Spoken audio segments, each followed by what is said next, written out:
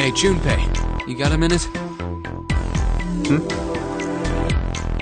Here, take this. A bookmark? What is this for? Do you want me to read a book? I found it in between some of the cushions on the sofa. Pretty sure it ain't gonna be any help to us, but I figured we might as well hang on to it anyway. Then why don't you hold on to it? You know what I hate most in the world? I got 4 things.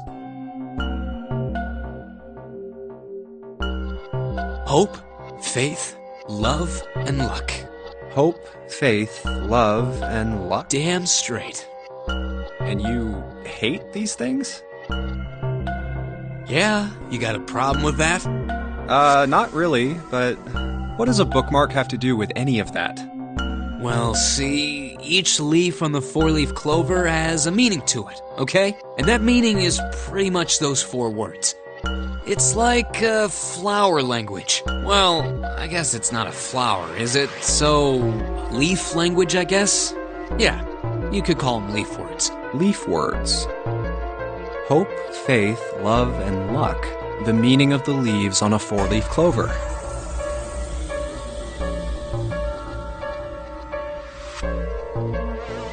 So, yeah, I want you to take it, okay?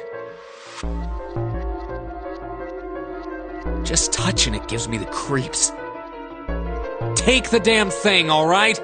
Here. Alright, sure. I'll take it. Oh, man, I feel a lot better now. That thing was a real pain, you know? Do you really hate those 4 words that much? Yeah, well, they can all betray you, you know? Hope, faith, love, even your... Well, that's not my only reason. What? That's not the only reason I hate the 4-leaf clover. I just can't bring myself to like the number 4. What, worried about the 4 horsemen? Nah, come on, man, that's just silly.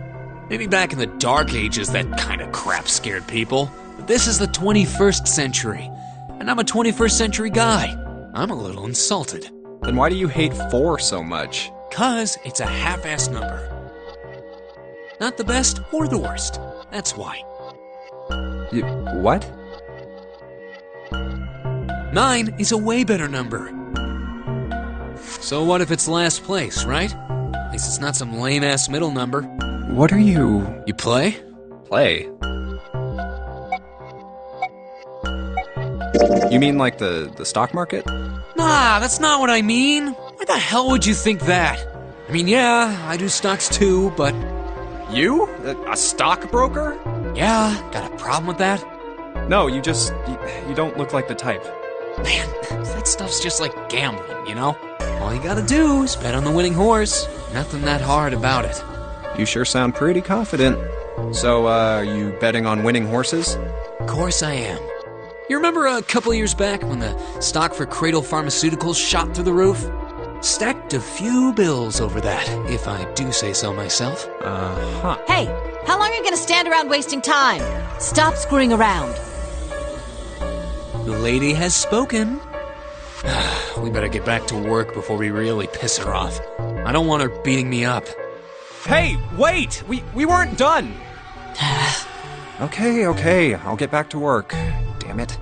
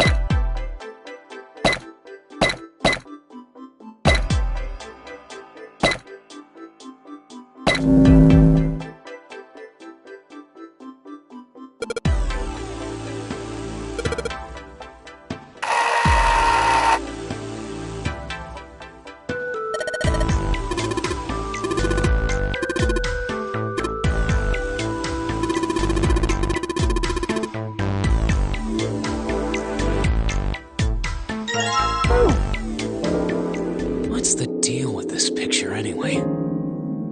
I think I've seen this picture before. Where? In a book. There's a British biochemist named Sheldrake. He has a rather interesting theory.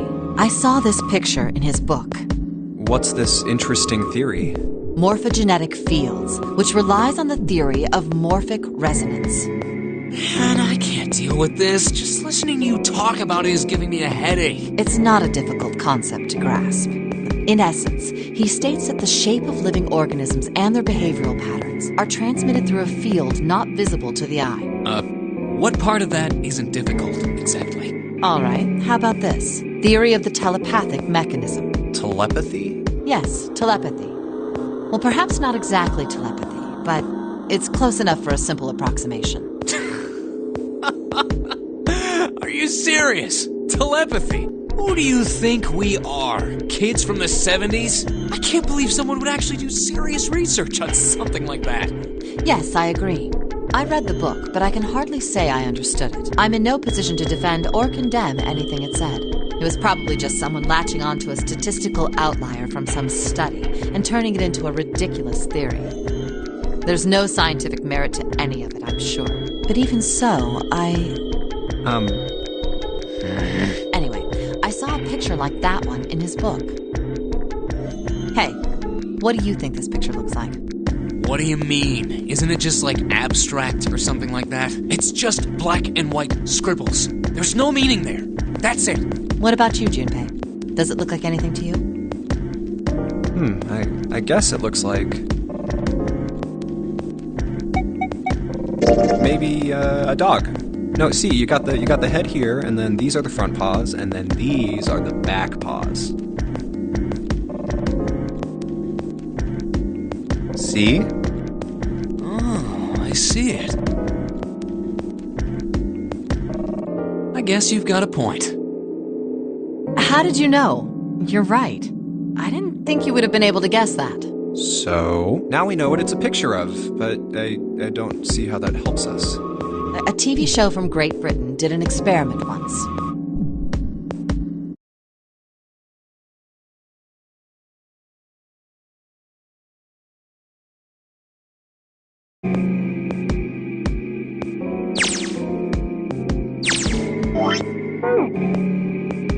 They took two similar pictures. Both of them were difficult to identify, initially. But once you figured out the answer, you couldn't see it as anything else.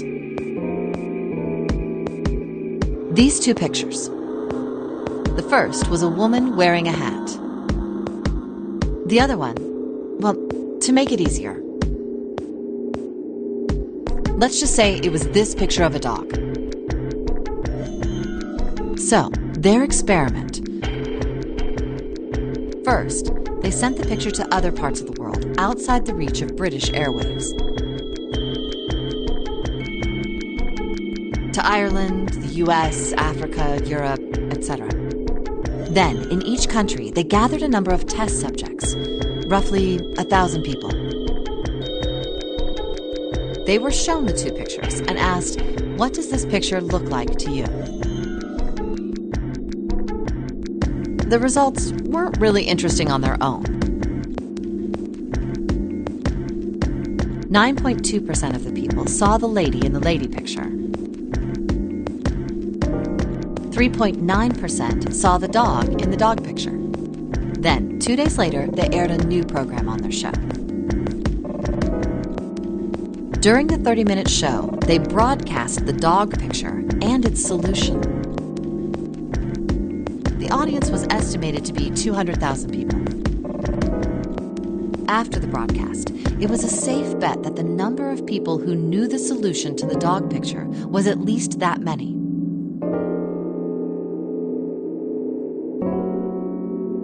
After another 2 days passed, they gathered more research subjects from areas outside the reach of British TV and radio. This time, they only found a sample of roughly 850 people. Naturally, none of them had participated in the first test. They were, however, given the same tests and the same two pictures. The results were startling. 10% of the people saw the lady in the lady picture. The previous test sat at a 9.2% success rate. Not much of a change statistically. The dog picture, however, produced a very different result. The percentage of people able to successfully find the dog, it went from 3.9% to 6.8%, a very significant increase. So do you understand? Do you realize the significance of this experiment? There was no way the second group could have seen the picture. They lived far away from Britain and couldn't have seen it. But even so, it was only the success rate for the dog picture that went up. Why? How did that happen? What does it mean? Oh, wait, does this have something to do with that field, or whatever it was that you were talking about earlier?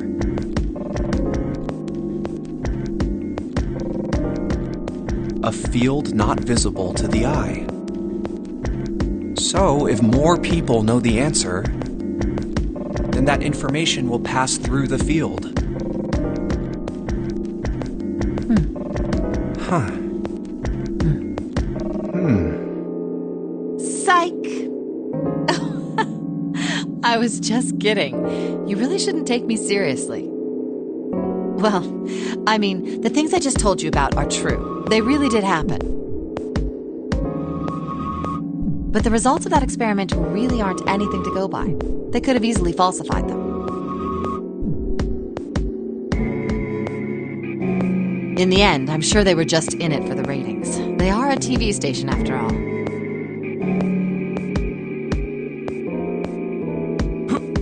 Right! Man, I gotta admit, you had me there for a minute. I, really thought you were serious. Of course not. Like I told you before, I'm sure it's all just pseudoscience. Oh, okay, right. All right, enough nonsense. We've got the key. Let's get out of here.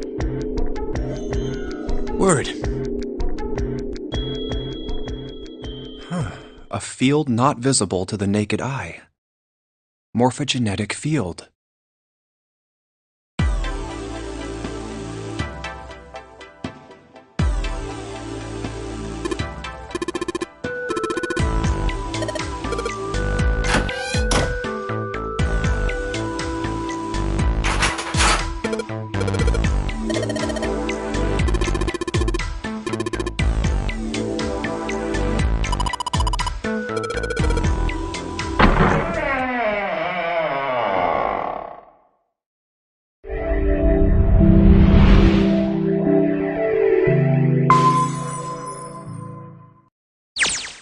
Ah, another hallway.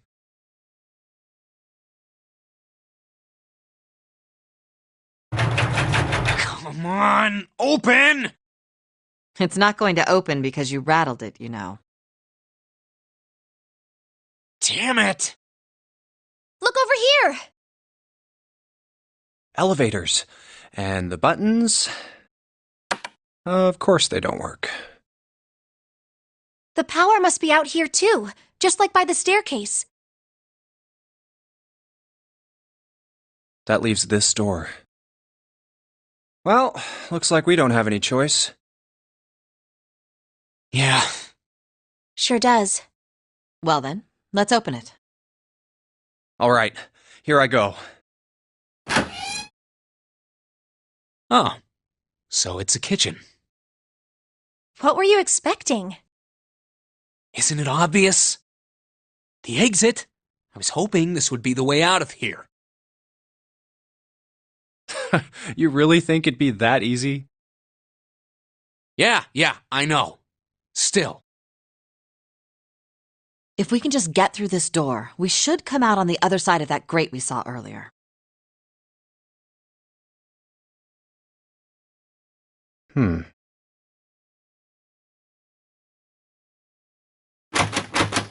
No good.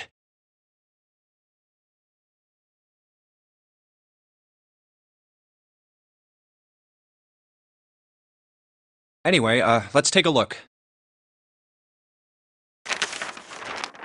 Hey! What's that? Huh? Oh yeah, I guess I forgot to tell you. I found this a little while ago. It's a map of the B deck. Let me see that. I knew it. See? Look. Yes, hold your horses. What did you figure out? This is handy. See? We came in here. Now if we go out there, then we'll be on the other side of the grate. How about that? She's right. We can get out through there. There we go. Here, you can have it back. Thanks. There's a card reader on the right side of the door. And that means the key card is somewhere in here, right? That seems the most likely. All right, we know what we need to do then. let's get moving. First off, I say we split up and look for clues. Okay.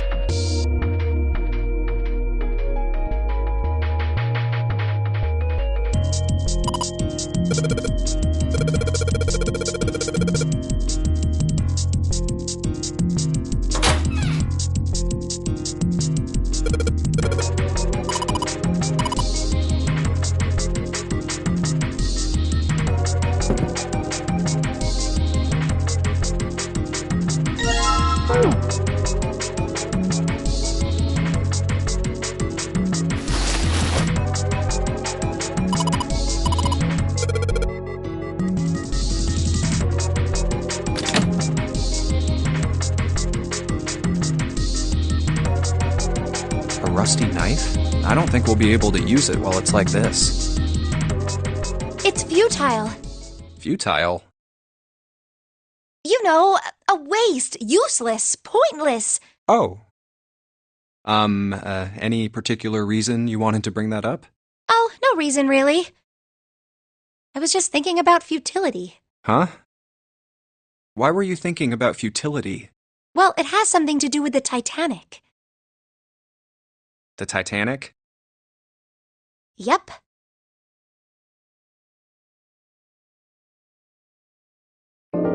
Have you ever heard the story that the sinking of the Titanic was predicted? Oh, yeah! I know what you're talking about!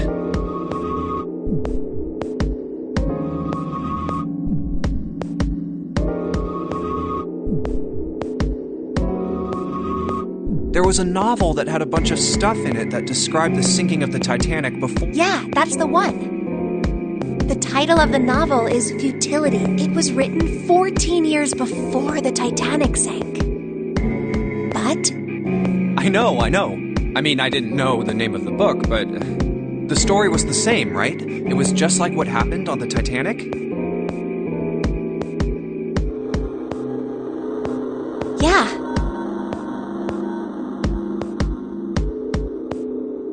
Well, I heard it was all a hoax.